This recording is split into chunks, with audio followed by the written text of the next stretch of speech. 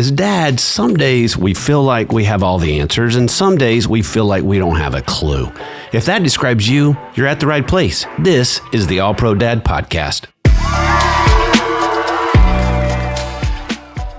This is the All Pro Dad Podcast, and I'm your host, Ted Lowe, and I'm joined today by Mr. Jason Hood. Jason. I'm excited to be here. We're glad you're here again. And Mr. Mark Merrill, the president, CEO, founder extraordinaire of All Pro Dad and Family First. This is our first time together on the podcast. I know. So okay. Jason, man. I'm a little nervous and excited. I don't know what's gonna happen. This is awesome. And you're having me back again. We just did one. Well, you know things. You know a lot of things, and we want you to talk about those things. Not all the things, but a lot of them. Today, our question of the week is, how do I get to know my child for who they are? And what do we mean by that? I'll start by saying this. If I could go back to myself early, Ted, I would say, listen, buddy, you think that they're going to turn out to be who they are because of your parenting. Right. They come into the world fully baked. I mean, like, parenting is so huge. We wouldn't do this podcast if it was not. But I did not realize how different my children would be.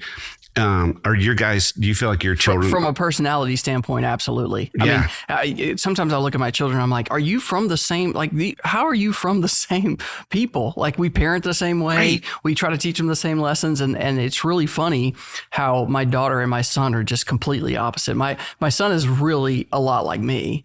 Just, at his age, 8 years old, doesn't think about anything, just full speed all the time. And my daughter is very meticulous, wants to be the best at everything she tries. And I'm just like, oh man, it's so different. How did this happen? What about you, Mark? Yeah, well, the great philosopher Plato said, know thyself. And I would add to that is know thy children. That's good. And Yes. because all of them really are created by God uniquely. Each is a unique gift. And they also have unique gifts, talents, and abilities. And so knowing who they are and knowing those specific gifts and talents, abilities will really help us to create a heart relationship with them for the long haul. Right. And I think just being wide open to that, going and just discovering who they are and start, Nancy will say we need to nurture their nature because they're coming out. That's good. One of the things, when I think about the differences of kids, and when I realized it really quickly is, I would bring my son on stage. My wife and I speak at different things. And our oldest one, we had him in 18 states before he was 2. And he had 2 adults just constantly. So I would bring him on stage. I would set him on my lap. He's about 18 months old. And I would do Build Me Up Buttercup with him, sit on my lap, and I would move his arms. And he would smile and look at the perfect eye contact. He's loving it. I mean, it was magic.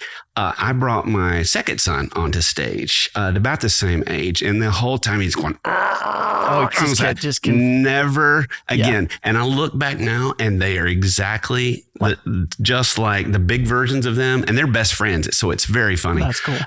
It is amazing. I remember that just reminded me of a story. My daughter Emily in middle school, and she was running down the basketball court and she's not paying attention to the ball or what's happening, whatever. She's looking up in the stands, running down the court, waving to mom and dad, like, here I am. Do you see me? And we're clapping and cheering. Right. And then on the other hand, talking about uniqueness of our kids, my son, Mark Jr., we threw him a surprise party when he was like in the 10th grade in high school, and it invited all of his friends. And he walked into the surprise party and he was so mad that we had a surprise party. How dare you invite my friends? Yeah. I mean, of course, after he got there, he enjoyed it and had a good time. But it was the total opposite. He's like, do not give me any attention. Our daughter's like, give me all the attention. Yeah. Yeah, that's how our kids are too. What's interesting. We were talking a little bit about this beforehand and asking and getting to know your kids. And I just asked Piper a question. She's 13 now. I just, kind of was like, hey, do you have any dreams? We haven't really talked about this yet. And she's like, she said, I want to have a good job. And I was like, That's it? You want to have a good job? So you adequate job, adequate salaries, pay my bills. I'm like, okay. I love those level of dreams. I know. I'm like, well, that's achievable. I mean, I think with knowing your personality, you're going to achieve that. And I was like, but that's not exactly what I'm asking. It's like, do you have any big dreams? And she's like, no, not really. She's going to be content. And my son wants to grow up and be a dinosaur. It's like I have big dreams, Dad. It's like the difference is unbelievable. It is unbelievable. What do you think? I mean, I think we can all agree. I don't think we have to spend a lot of time trying to convince people that their kids are different. Right. I mean, every dad you talk to is like, no, all our kids are different. So we don't have to spend a lot of time doing that. But what do you think keeps us from really knowing who they are? How do we miss it? And we have those moments, like, let's say no slam on you, but like to look at a little bit, but like, so you have a surprise birthday party and he hates it. Like, what keeps us from going, hey, I probably should have read that because I missed it. Well, I think sometimes we just don't. I think for me, at least, I'm very much like my son. Sometimes I don't think before I act. I just was like, oh, this, like, it's in my mind. Right. This will be fun I think this will be fun. Right. Instead of, filtering through the perspective of, will this be fun for them? That just that intentional mindset of saying, hey, let me think through it from the lens of them. So good. When you asked that question, what came to my mind was one word: busyness. Mm-hmm. And we wear it today like it's a badge of honor. Like someone calls you up, oh, how you doing? Oh, I'm slammed, man. I'm super busy. Got so much going on. What about you? Well, I got nothing to do. Right. But that busyness thing, what that does, that keeps us from, really, really digging deep into having meaningful conversations with our spouses and with our kids as well. We're giving them that intentional attention and being intentionally available to them as well. That's good. Yeah. And that word busyness, you're right. It is like a badge of honor because then somebody's like, oh, what's going on? And you're like, I can't actually articulate why I'm busy. It's just like, it's just something I do. Something I say on a normal basis. I'm busy. And a lot of times that's the reality. Yeah. We're busy and we miss it. Jason, I love what you said about one of the things is I think through my lens and not through their lens. That's powerful. And Mark's going, hey, it's business. So let's dive into some application of this. How can we get to know our kids for who they are? And I'll start by asking this. Who was that person when you were growing up that you went, they just get me? You just feel like this was the person that just really gets me. And not only they get me, they like me. Yeah, I mean, for me, it would have to be my mom. My dad got me, I think, on certain levels. In fact, we're very similar in our personalities, I think. So he definitely understood that, and he challenged me very, very strongly in certain areas. But I think my mom understood my heart a little better.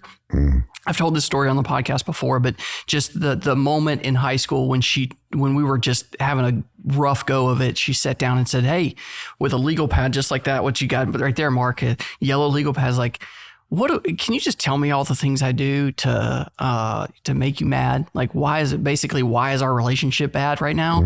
And she just sat there and listened and took notes. And I'm just like, wow. I mean, It's extraordinary. It's unbelievable. And it changed my perspective on my relationship with my mom. And I was like, you're going to need that whole legal pad. But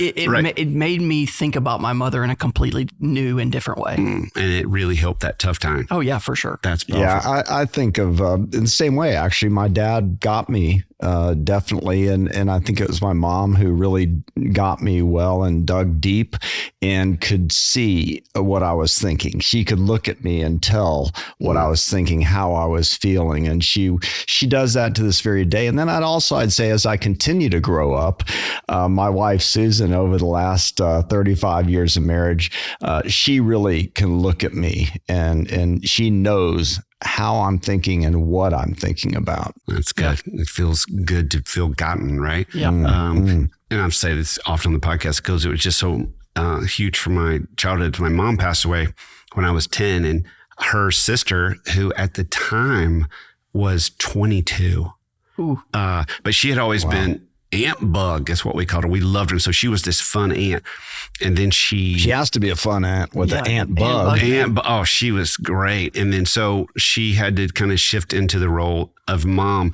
But it was so amazing. I look back in the shift, I never felt like, okay, now you see me different and now you don't know me and now you're trying to be more. She always kept it about me. Like, how are you doing? Like, she knew me, and my wife the same way.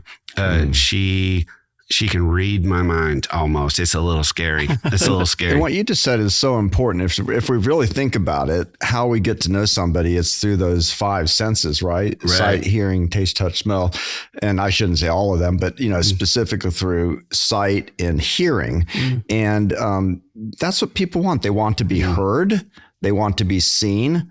And ultimately, they want to be known. I love that. Yeah. So that's a great segue into the application of this. I mean, we're all talking about how much we've got these people we felt known and what they did to be known. What are some ways that guys listening right now, I always, by the way, it's a little side note, what I love about this podcast is, and when I pray about this, is I always think about the guy that's driving to work or going for a run and this mattering, like him walking in the house and maybe asking a question. And so that's kind of the goal, especially for this one. It's the goal for all of them, but I would really love for guys to hear this.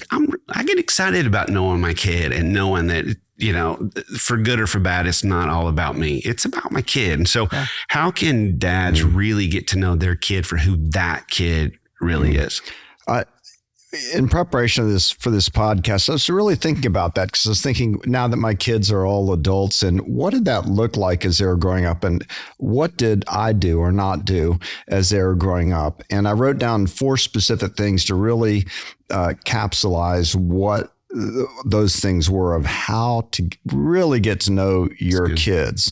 And the big one that came to me was we want to validate our kids in their identity, who they are, unique, creative, created gifts of God with immeasurable value.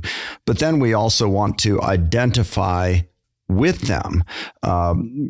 God tells us to rejoice with those who rejoice and mourn with those who mourn. As I think back, Jason, about what you said about your mom, and I talked about my mom and dad, and what I saw with my mom is she really would identify with me. When I was sad, she would sit with me and she would be sad with me. Right. If I was happy, she would celebrate with me.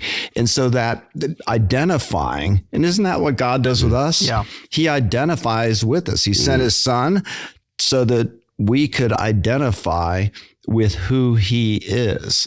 And so ultimately that identifying with our kids really helps us to know them, and they're like, Mom, Dad, they get me. So I love that, Mark. And so are you talking about, identifying with them on bigger things, but you're talking about even identifying the moment. I can tell you're sad right now. I can tell you're happy right now. Yeah. Just day to day, moment by moment, those little things. It's not the big thing that happens. It's just like identifying when they get home from school, when you're sending them to school, sensing what's going on in their lives. And there's some things we can talk about on, okay, well, how do you do that? Right. But yeah, it's really the moment by moment thing of sensing someone's emotions, just like we hope to do with our spouses, right? I know I got a lot of work to do in that area, but it's really what we need to do. People want to know that you know them and you understand how they're feeling. And to not always try to fix that emotion. That's what I would do, right? Oh, boy. Oh, you shouldn't be. And I try to fix it with encouragement a lot of times. Yeah, we do that with our wives and we do that with our kids too. I mean, often I find myself often having to check myself on, especially Hawkins. He's 8 and he's, just impulsive. And I want him to understand the concepts like a 20-year-old or like a 35-year-old or like a 40-year-old. And I have to stop and be like, wait. Cognitively, he can't even do that yet. Right. And so it's like, how do you navigate the impulsiveness with also like encouraging him? And it's an interesting time in our household right now. But that is a great point. Again, Jason, you said it again. I've got to see it through their lens. Yeah. I got to see it through his lens of going, wait, and their lens is their, frontal lobe is not developed for many more years. Right. And I'm not sure either Yeah, I was going to say mine's I'm still waiting on full development.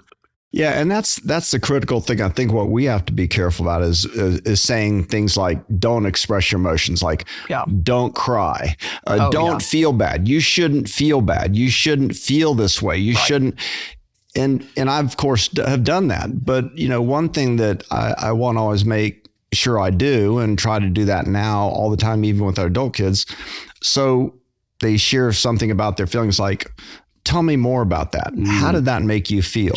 So it comes down to really the next point that I think is important to make is the way to really get to know our kids is to ask questions. And before you move to this point, Mark, I want to double click on that and just say, we did a whole episode on the importance of emotion. So make sure you check that out. But now move to point 2. You're doing great. I love that. I'm like, that's such a powerful thing. Yeah. So when we talk about those emotions with kids, we want to make sure that our child knows that we get them, that we're hearing them. And a great way to do that is really the second point that I would make in terms of how to get to know your child. And that's ask good questions. And then what do? And then interrupt them? No. And then listen, really listen. Yeah. And then ask a follow-up question. And then what should we do? Listen again, ask another question, and then listen.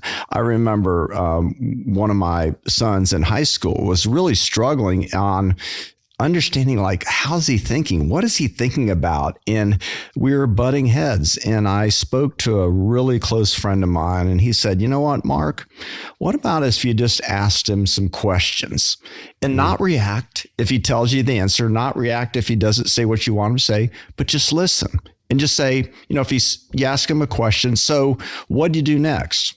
Oh, okay, tell me more. Oh, really? What happened next? Great. Okay, well, thanks for sharing. And then I walked away, and I did that. And I didn't lecture, didn't say you shouldn't have done that. I just listened. I said, hey, thanks for sharing at the end. And I walked away. And I think, from that point on, things started turning in that relationship just because he knew I was listening and didn't lecture him. Oh, that's so powerful. That is just, again, if I could go back, put that in a backpack, it's just don't ask questions to lecture. I'm setting you up to lecture you. Which is me. My background is I'm a recovering attorney. And so even, my kids and even Susan says it to this day, you're putting me on the witness stand, and asking leading questions. Don't cross-examine me. Leading questions. Yes. And so, it's not leading questions. It's open-ended questions and really listening to our kids. And I'll say to the dad out there that says, I do ask my kids questions and they always give me one-word answers. Sometimes it's a long-term investment.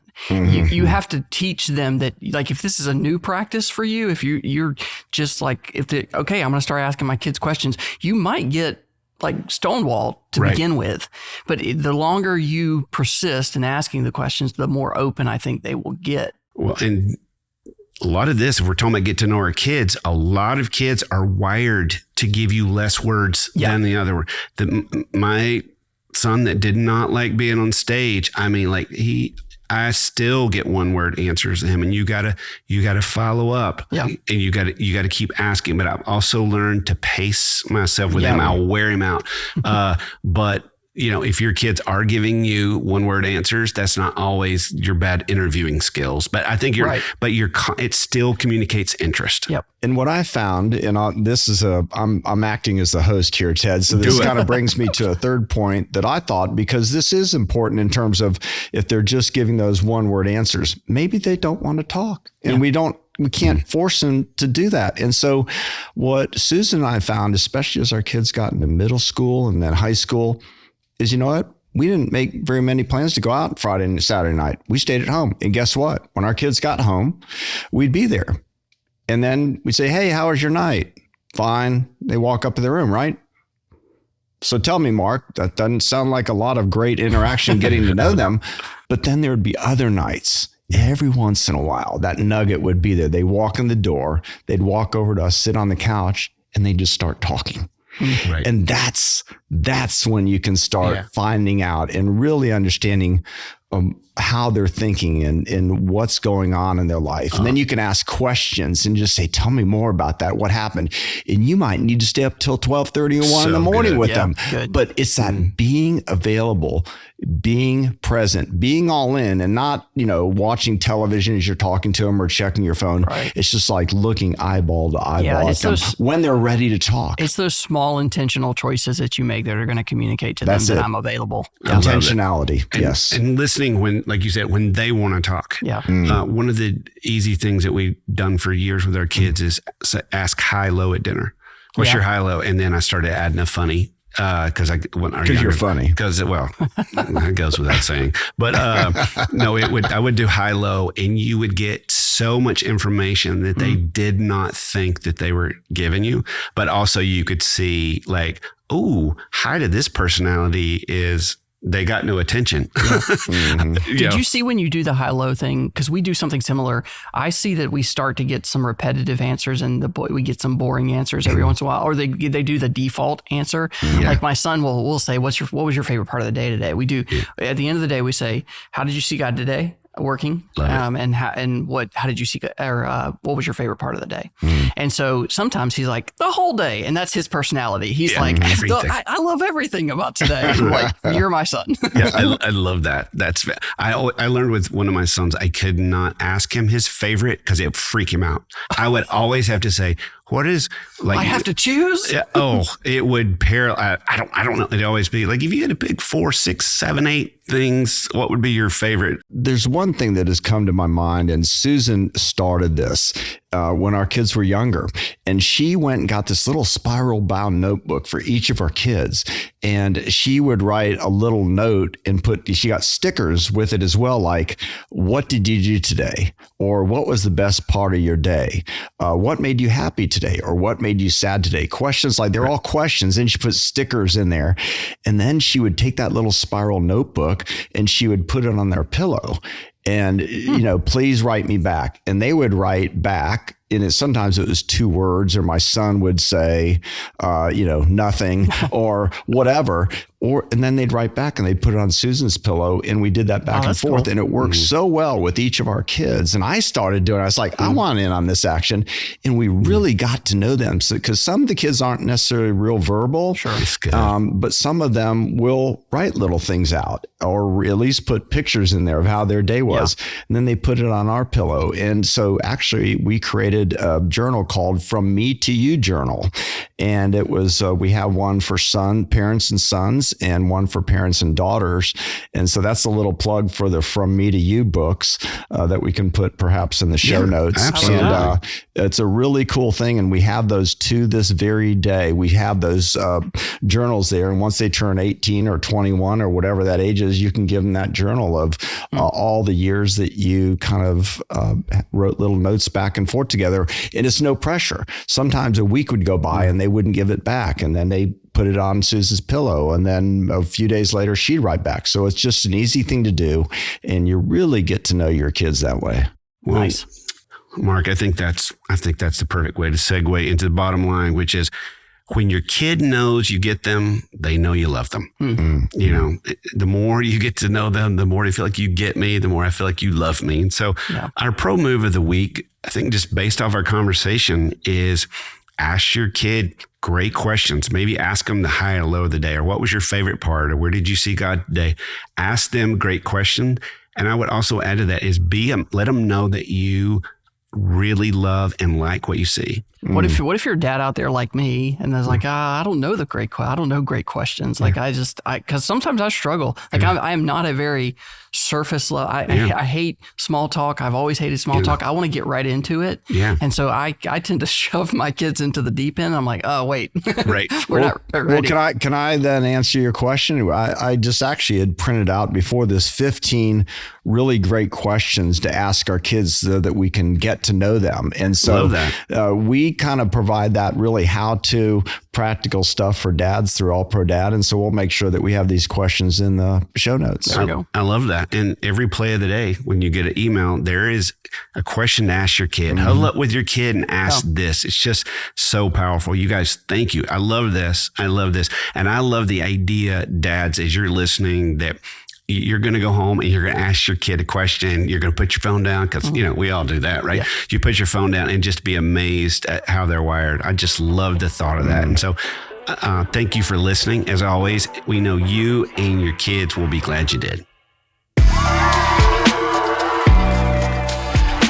Thanks for listening to the All Pro Dad podcast. All Pro Dad is the fatherhood program of the nonprofit Family First. Along with our motherhood program, iMom, we exist to help you love your family well. Subscribe to our daily email, the All Pro Dad Play of the Day, by going to allprodad.com/subscribe and get daily powerful and practical fatherhood tips in your inbox. The All Pro Dad podcast is hosted by me, Ted Lowe, produced by Bobby Lewis.